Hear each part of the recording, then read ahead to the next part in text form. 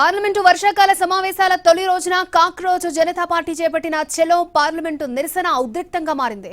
జంతర్ మంతర్ నుంచి పార్లమెంటు వైపు భారీగా కదిలిన నిరసనకారులను అడ్డుకునేందుకు ఢిల్లీ పోలీసులు టియర్ గ్యాస్ ను ప్రయోగించారు, లాఠీచార్జ్ చేశారు. ఈ ఘటనలో కొందరు నిరసనకారులు, పలువురు పోలీసులకు స్వల్ప గాయాలయ్యాయి. పార్లమెంటుకు మార్చుకు అనుమతి నిరాకరించినప్పటికీ వేలాది మంది, ముఖ్యంగా యువత జంతర్ మంతర్కి చేరుకున్నారు.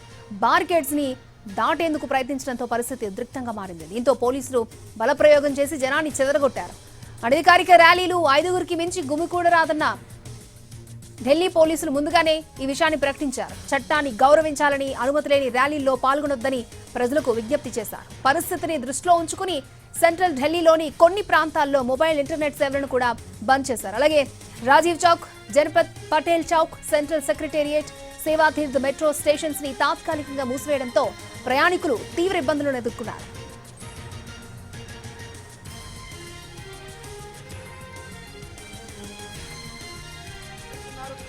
సో ప్రస్తుతం అయితే దేశ రాజధానిలో పార్లమెంట్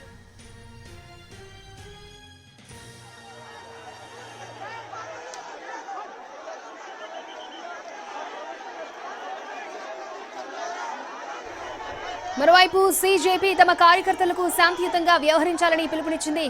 ఎక్కడ ఆపినా ప్రశాంతంగా ఉండండి, శాంతి ప్రేమతోనే విజయం సాధిస్తామని పార్టీ సోషల్ మీడియాలో పేర్కొంది.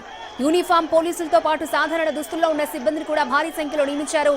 కేంద్ర ప్రభుత్వం అధికారికంగా స్పందించకపోయినా సీజేపీ చేసిన చర్చల ప్రకటనతో ఈ ఉద్యమం కీలక టర్న్ తిరిగే అవకాశాలు కనిపిస్తున్నాయి. పరీక్షల సంస్కరణలు, యువత డిమాండ్లపై ప్రభుత్వం ఎలాంటి నిర్ణయం తీసుకుంటుందన్నది ఆసక్తికరంగా మారింది.